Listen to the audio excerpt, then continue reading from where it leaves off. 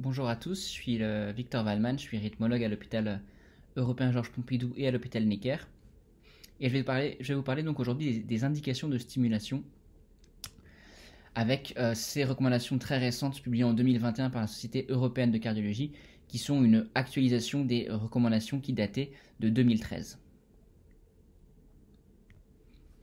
On va suivre ce plan. Donc on va premièrement aborder les dysfonctions sinusales avant de traiter les blocs atrioventriculaires. Et enfin, on va voir différents contextes cliniques, notamment le post-infarctus, le contexte post-opératoire ou post-transplantation cardiaque, les indications de stimulation chez les patients post-TAVI, donc après un remplacement valvulaire aortique percutané, et enfin quelques mots chez les bradycardies de l'enfant. On ne traitera pas dans ce cours les indications de resynchronisation cardiaque qui seront abordées dans un autre cours. Donc la dysfonction sinusale, c'est quoi? C'est assez simple, hein, c'est une dysfonction du nœud sinusal, donc de l'automatisme cardiaque.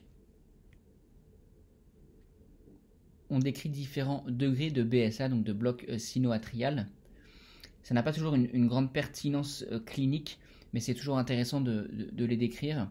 Donc le BSA du premier degré, c'est un allongement du temps de conduction dans la jonction sino-atriale. Vous voyez le petit schéma à droite, on a une impulsion au niveau d'une sinusale, et cette impulsion va avoir un certain délai avant d'être transmise à l'oreillette pour se refléter par une onde P sur l'ECG de surface.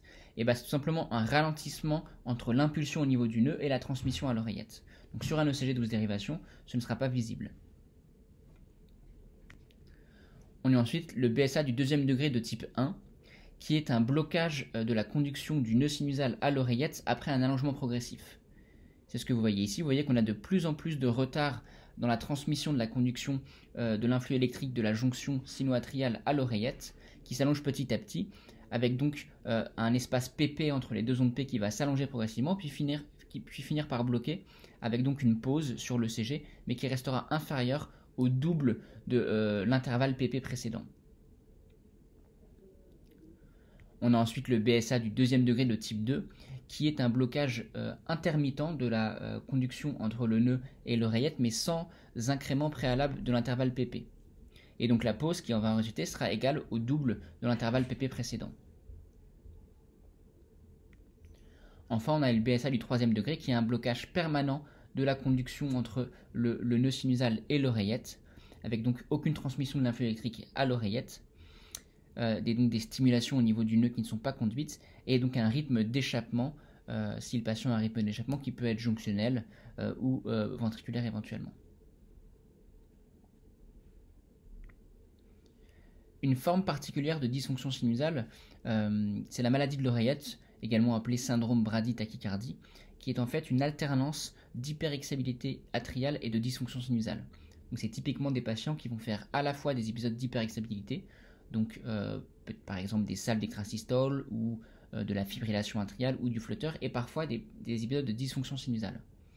Une forme caractéristique, c'est également les pauses post-réductionnelles, c'est les patients qui font de l'arythmie. Vous voyez ici que le patient est en flotteur, et quand l'arythmie se termine, on va vraiment avoir une grande pause sinusale, puis le nœud sinusal le rythme va redevenir sinusal.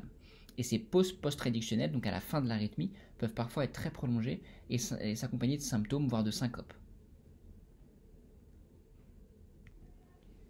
Pour ce qui est des indications de stimulation, dans la dysfonction sinusale, c'est avant tout les symptômes qui priment. Vous voyez ici les recommandations qui sont proposées par les dernières recommandations donc en 2021.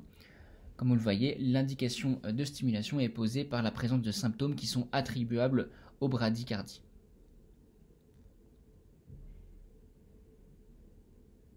Chez les patients qui ont une insuffisance chronotrope, c'est la ligne du bas, c'est-à-dire qui n'ont pas forcément une bradycardie sinusale à l'état de base, mais qui s'accélèrent peu à l'effort, ça peut être également une indication de stimulation. Et enfin, la ligne du milieu, c'est chez les patients, notamment qui font les syndromes de brady-tachycardie. Parfois, il est important de mettre un pacemaker pour pouvoir optimiser le traitement antiarythmique pour prévenir les risques de nouveaux épisodes et qui, en l'absence de pacemaker, risqueraient de précipiter le patient en bradycardie.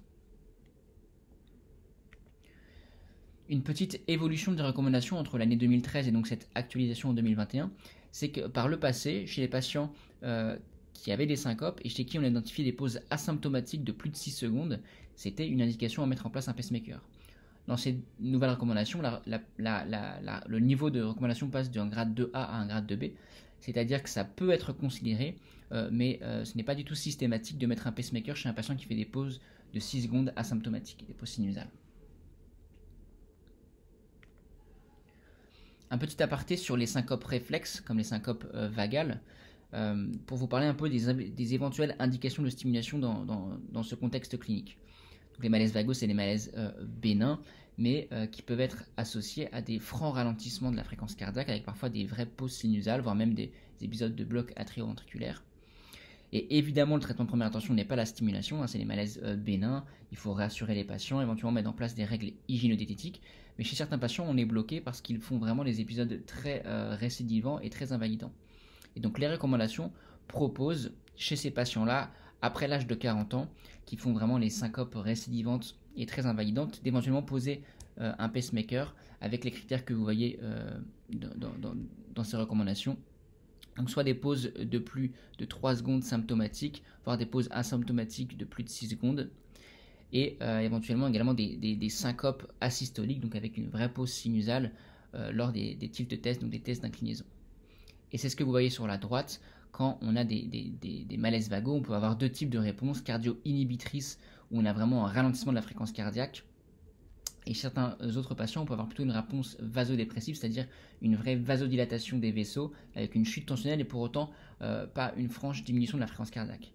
Et donc l'appareillage de ces patients-là est recommandé chez les patients qui ont une vraie réponse cardio-inhibitrice, avec un vrai ralentissement de la fréquence cardiaque. On va maintenant parler un petit peu des blocs atrioventriculaires, donc comme vous le voyez sur le schéma, avec un trouble de la conduction qui se situe plus bas, au niveau du nœud atrioventriculaire ou dans le faisceau de His sous le nœud atrioventriculaire. Il y a là aussi différents types de blocs qui sont décrits. Le BAV du premier degré, le BAV1, qui est un allongement permanent de l'espace PR à plus de 200 millisecondes, un allongement constant et stable. On a ensuite le BAV2 MOBITS 1 qui se caractérise par un allongement progressif de l'espace PR entre l'onde P et le QRS, puis une onde P bloquée, d'accord, et ensuite de nouveau un espace PR qui va s'allonger progressivement. C'est parfois assez subtil de voir l'allongement de l'espace PR, et un bon signe c'est de comparer l'espace PR juste avant le bloc, d'accord, avec l'onde P bloquée ici, juste avant et celle juste après. Vous voyez bien ici qu'on a une vraie différence, ce qui nous aide à poser le diagnostic de BAV2 MOBITS 1. Ce type de BAV est quasiment systématiquement associé à un bloc nodal, c'est-à-dire dans le nœud atrioventriculaire et pas en dessous, et donc de plutôt bons pronostics, d'accord, parce qu'on distingue vraiment les blocs nodaux au niveau du nœud qui sont de bons pronostics des blocs infranodaux ou infrahaïtiens sous le nœud atrioventriculaire qui sont associés à un risque plus important et qui doivent être appareillés. On a ensuite le BAV2 MOBITS 2, où là, on n'a pas d'allongement progressif de l'espace PR, et donc on va avoir une onde P bloquée de façon brutale, sans allongement du PR, avec le plus souvent un bloc infranodal, donc hissien ou infrahaïtien, avec une indication de stimulation. Et enfin le BAV3, le BAV complet, qui est en rapport avec l'interruption totale de la conduction des oreillettes au ventricule, avec plus aucune relation entre les oreillettes et le ventricule, ce qu'on appelle une dissociation atrioventriculaire. Et donc, chez ces patients-là, ils ont un rythme ventriculaire, s'il y a un rythme d'échappement sous-jacent qui apparaît, soit un échappement jonctionnel avec des QRS fins, qui sont similaires au complexe QRS en rythme sinusal, soit un échappement ventriculaire plus bas situé, donc un foyer qui prend le relais plus bas dans le ventricule, avec souvent des QRS fins, systématiquement des QRS larges, et souvent une fréquence bien plus lente, aux alentours de 30 par minute. Il existe une entité particulière qu'on appelle le BAV 2 pour 1, donc avec une onde P bloquée sur 2. L'espace PR est stable pour les ondes P qui sont conduites, donc les ondes P qui sont suivies d'un QRS. Et pour distinguer finalement un BAV nodal d'un BAV infranodal, une bonne méthode est de faire un effort au patient. Et si le bloc nodal, si le bloc s'améliore à l'effort, c'est plutôt en faveur d'un bloc nodal, alors que s'il s'aggrave à l'effort, c'est en faveur d'un bloc infranodal. Pourquoi ? parce que à l'effort, on va lever le tonus parasympathique, qui va donc améliorer la conduction dans le nœud atrioventriculaire, et donc on va améliorer le BAV à l'effort. A l'inverse, si c'est un bloc infranodal, plus vous accélérez la fréquence cardiaque, plus le bloc risque de s'aggraver, en tout cas il ne s'améliorera pas.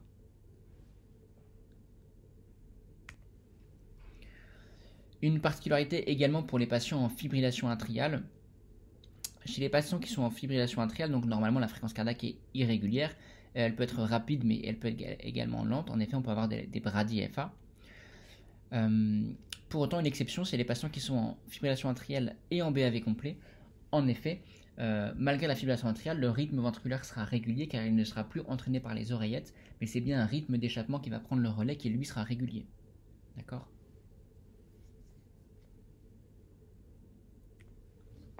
Pour ce qui est des indications de stimulation en BAV, elles sont représentées sur cette diapositive. Pour le BAV1, les indications sont rarissimes. La seule indication est si on estime que le PR est tellement long qu'il peut causer des symptômes. C'est une situation qui est très rare. Pour le BAV2 Mobitz 1, comme je vous disais tout à l'heure, c'est un bloc nodal le plus souvent et donc il n'y a pas d'indication dans la grande majorité. En tout cas, s'il n'y a pas de symptômes. Pour les blocs de haut grade, donc les BAV2 Mobitz 2 et les BAV3, il y a une indication de stimulation, y compris si le patient est asymptomatique, car il risque de développer du BAV de plus haut grade ou de faire des pauses asystoliques. Et pour le BAV2 pour 1, on en discutait juste avant, il faut différencier un bloc nodal d'un bloc infranodal, soit par une épreuve d'effort, soit en faisant une exploration électrophysiologique, pour différencier un bloc nodal ou ischien ou infra-ischien. Ces recommandations sont reprises dans les dernières guidelines européennes publiées en 2021, que vous pourrez regarder également. Alors, en dehors de ces BAV, il existe aussi des troubles de la conduction qui peuvent laisser présager de troubles de la conduction plus importants et de l'apparition de blocs atrioventriculaires. On ne va pas tous les redétailler, mais on peut avoir des blocs de branche droit, comme vous le voyez sur la gauche, avec donc des QRS à plus de 120 millisecondes, et pour être schématique, des QRS qui sont plutôt positifs en V1, avec un aspect RSR', à l'inverse du bloc de branche gauche, où là les QRS seront à plus de 120 millisecondes aussi, avec plutôt un aspect négatif en V1 et plutôt un aspect positif dans les dérivations gauche en V5, V6. L'hémibloc antérieur gauche ou l'hémibloc postérieur gauche, c'est quand une seule des deux branches à gauche est bloquée. En effet, on a une branche à droite et deux branches à gauche. Donc dans l'hémibloc antérieur gauche ou l'hémibloc postérieur gauche, on a des QRS qui sont à moins de 120 millisecondes car une seule branche est bloquée et on a différentes caractéristiques également associées. Que nous disent les recommandations? Plusieurs choses. Premièrement, chez les patients qui ont des blocs alternants. Qu'est-ce qu'un bloc alternant? C'est une alternance de blocs de branche gauche et de blocs de branche droit. Donc par exemple, un patient sur un ECG un jour avait un bloc de branche droit, puis quelques semaines après ou quelques jours après, vous voyez qu'il a un bloc de branche gauche complet. Ça veut dire que les deux branches sont lésées et qu'il y a bien un risque à un moment donné, les deux branches soient bloquées en même temps et qu'ils soient donc en BAV complet. Et donc c'est une indication formelle à la mise en place d'un pacemaker, y compris chez le patient asymptomatique. Et enfin, on a les patients avec des blocs bifasciculaires. Donc un bloc bifasciculaire, c'est quand deux branches sont lésées, donc soit un bloc de branche gauche complet, puisqu'il y a deux branches à gauche, soit un bloc de branche droit avec l'atteinte d'une hémibloc à gauche. Donc soit un hémibloc antérieur gauche ou un hémibloc antérieur droit associé à un bloc de branche droit. L'indication du pacemaker dans ce cas-là, elle est portée si le patient est symptomatique, donc par exemple avec une syncope, avec un HV prolongé à plus de 70 millisecondes ou un bloc infranodal à l'exploration électrophysiologique. Je vous remontrerai après à quoi ça correspond. Et également, alors c'est une recommandation de grade 2B, mais on peut éventuellement chez ces patients-là proposer un pacemaker d'emblée, sans même faire l'exploration, dans certaines situations, notamment chez le patient âgé, chez qui on a envie de minimiser les différentes investigations avec des complications qui peuvent apparaître. Ces indications sont reprises ici, donc comme vous le voyez, chez les patients qui a une syncope inexpliquée et qui a un bloc bifasciculaire, on doit mettre en place un pacemaker si le HV est à plus de 70 millisecondes ou s'il y a un bloc infranodal. En cas de bloc alternant, c'est également une indication. Et chez les patients qui font des syncopes inexpliquées avec un bloc bifasciculaire et qui sont âgés, fragiles, choses comme ça, on peut considérer l'implantation d'un pacemaker en première intention sans exploration préalable. Donc, quand je parlais d'exploration électrophysiologique tout à l'heure, voici à quoi ça correspond pour ceux qui n'en ont jamais vu. Donc vous avez le CG de surface sur les trois premières dérivations, D1, D2, V1, et puis ensuite on a des cathéters intracardiaques qui enregistrent l'activité électrique. Vous voyez ici OD, une sonde dans l'oreille à droite. Vous voyez bien que ce signal électrique qui est enregistré tombe à peu près en même temps que l'onde P, même si l'onde P on la voit pas très bien sur le C de surface. On a ensuite SC pour sinus coronaire. Le sinus coronaire, donc c'est cette veine cardiaque qui longe l'anneau mitral, et vu qu'elle longe l'anneau mitral, elle est forcément au contact un peu à la fois de l'oreillette et du ventricule vu qu'elle est sur l'anneau. Et donc c'est pour ça qu'on enregistre les deux signaux de l'oreillette comme vous voyez ici, et du ventricule juste après. Et puis enfin la dernière ligne, c'est une sonde qui est positionnée sur le IS, et le IS également est globalement situé au niveau de l'anneau tricuspide, donc à la jonction entre l'oreillette et le ventricule. Donc sur ce cathéter également, on va enregistrer à la fois de l'oreillette et du ventricule, et entre les deux, vous voyez le H, c'est le IS qu'on peut enregistrer, et c'est ça qui va nous permettre de savoir si la conduction est altérée, notamment entre le IS et le ventricule, ce qu'on appelle l'intervalle HV. Et si cet intervalle entre le IS et le ventricule est à plus de 70 millisecondes, chez un patient qui a fait des syncopes, ça nous laisse présager que cette conduction infranodale elle est altérée avec un risque de BAV complet. Et donc, ça fait poser l'indication de pacemaker si le patient a fait une syncope. Là, je vous montre un exemple de bloc nodal. Qu'est-ce qu'un bloc nodal? Vous voyez, la dernière ligne, encore une fois, c'est un cathéter qui est positionné sur le IS. On a AHV, oreillette, is-ventricule, oreillette, is-ventricule, oreillette, is-ventricule. Et là, vous voyez une oreillette qui n'est pas suivie d'un ventricule. Mais vous voyez également qu'il n'y a pas de IS. Donc ça veut dire que ça a bloqué au-dessus du IS et pas en dessous du IS. Et donc ce bloc, c'est un bloc nodal, plutôt bénin, qui ne doit pas faire poser l'indication de stimulation. A l'inverse, vous voyez ici une autre exploration avec encore une fois un cathéter sur le IS au niveau de la dernière ligne. Et vous voyez AHV, puis AH, puis pas de V. Ça veut dire que l'oreillette a conduit au IS, donc elle a traversé le nœud atrioventriculaire, mais qu'après le IS, il y a eu un bloc et que ça n'a pas entraîné un ventricule, ce qu'on appelle un bloc infraïsien, d'accord, qui doit faire poser l'indication de stimulation cardiaque. Quelques mots maintenant sur certains contextes spécifiques et les indications de stimulation dans ces différents contextes, notamment le post-infarctus pour commencer. On sait en effet que 3 à 4% des infarctus présenteront un BAV, et il faut différencier les infarctus inférieurs, qui sont souvent associés à des blocs, des BAV nodaux réversibles après revascularisation, des infarctus antérieurs de moins bon pronostic qui sont moins souvent réversibles. Les recommandations précisent qu'il faut se laisser quelques jours avant de considérer l'indication de pacemaker et voir si finalement ce trouble de la conduction va être réversible oui ou non après la revascularisation. Et donc il faut considérer un pacemaker en cas de persistance au-delà de 5 à 10 jours après l'infarctus.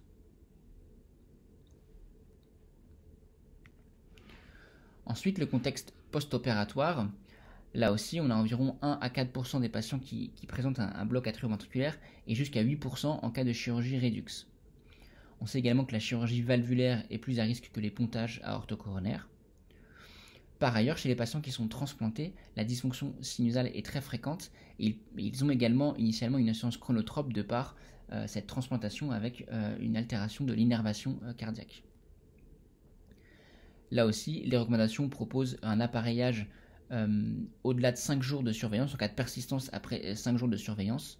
Cependant, ces recommandations ouvrent la porte à un appareillage plus précoce en cas de BAV immédiat après la chirurgie qui est permanent 24 à 48 heures après la chirurgie. Pour ce qui est de la dysfonction sinusale, il faut se laisser plus de temps. Les recommandations précisent qu'il faut attendre au moins 3 semaines avant de proposer un pacemaker pour une dysfonction sinusale dans le contexte post-opératoire ou post-implantation. Ces recommandations proposent même d'attendre jusqu'à 6 semaines, justement dans ce cas de dysfonction sinusale ou d'insuffisance chronotrope après chirurgie ou après transplantation cardiaque. Il est également proposé une recommandation spécifique chez les patients qui sont opérés pour endocardite, avec la possibilité d'implanter un pacemaker épicardique dans le même temps que la chirurgie chez les patients qui sont en BAV avec d'autres facteurs de risque de persistance de ce BAV, comme par exemple une infection à staphylocoque doré, un abcès intracardiaque, une endocardite tricuspide ou un incident de chirurgie cardiaque préalable. Quelques mots sur les TAVI.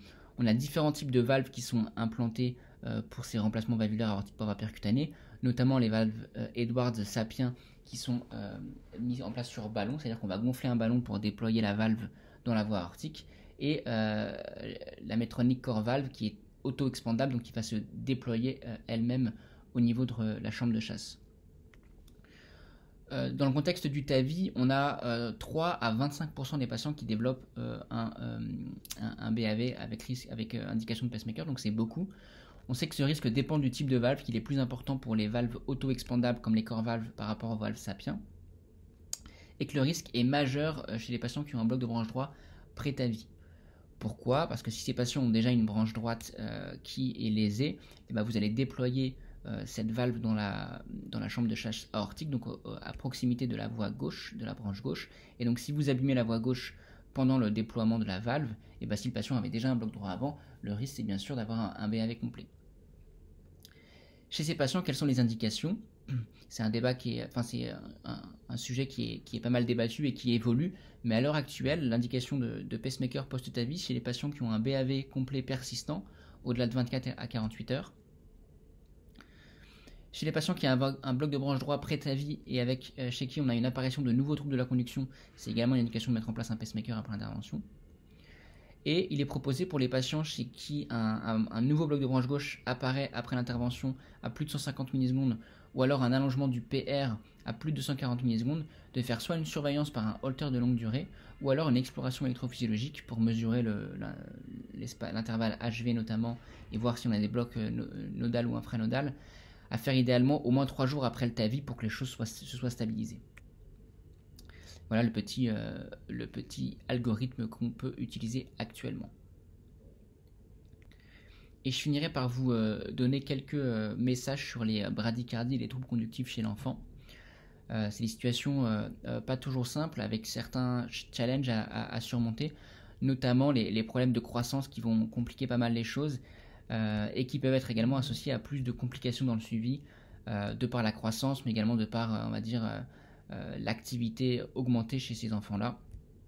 Avec, comme vous le voyez par exemple sur cette radio-là, une sonde qui, de par la croissance, a été tendue, puis a fini par s'arracher et dysfonctionner.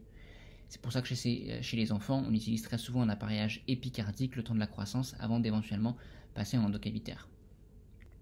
Il faut distinguer deux types très, très différentes, qui sont les troubles conductifs qui surviennent sur une cardiopathie congénitale, le plus souvent dans un contexte post-opératoire, d'accord, on a opéré une cardiopathie congénitale et malheureusement il y a un BAV qui est apparu, mais on a également certaines cardiopathies congénitales avec des anomalies des voies de conduction qui sont associées à une apparition de troubles de la conduction en dehors de tout contexte opératoire.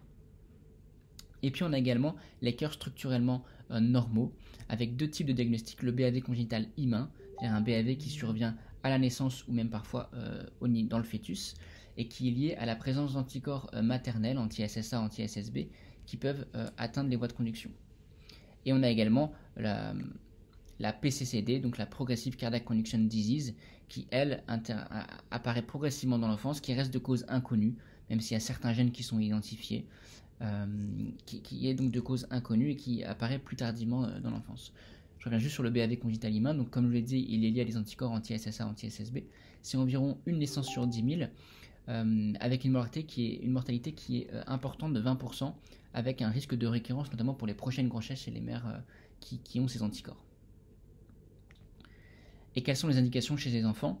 Alors pour faire simple, pour les cardiopathies congénitales, les indications sont très similaires, on va dire, aux indications chez l'adulte, et notamment aux troubles de conduction dégénératifs ou post-opératoires de l'adulte. Par contre, il existe des indications spécifiques pour les BAV congénitaux. Donc ces enfants qui naissent avec un BAV complet, la mise en place d'un pacemaker n'est pas systématique, mais voici les différentes indications. Donc c'est soit une fréquence moyenne inférieure à 50 battements par minute sur 24 heures, ou le jour, cela dépend des recommandations, un échappement lent avec des QRS larges, la présence d'arythmie ventriculaire, une dysfonction ventriculaire qui apparaît. En effet, ce BAV complet avec cette bradycardie peut être associé petit à petit à le développement d'une dysfonction ventriculaire, ou alors à un intervalle QT très allongé. En l'absence de ces critères, donc l'appareillage pour les BAV congénitaux n'est pas systématique, mais il faudra bien sûr se fier également aux symptômes. On appareillera bien sûr un BAV symptomatique. C'est pas toujours très simple chez l'enfant, mais par exemple une prise de poids insuffisante pourrait être un marqueur. Voilà, je vous remercie pour votre attention. N'hésitez pas à me contacter si vous avez d'autres questions, par mail ou par téléphone. Voilà, bon courage à tous.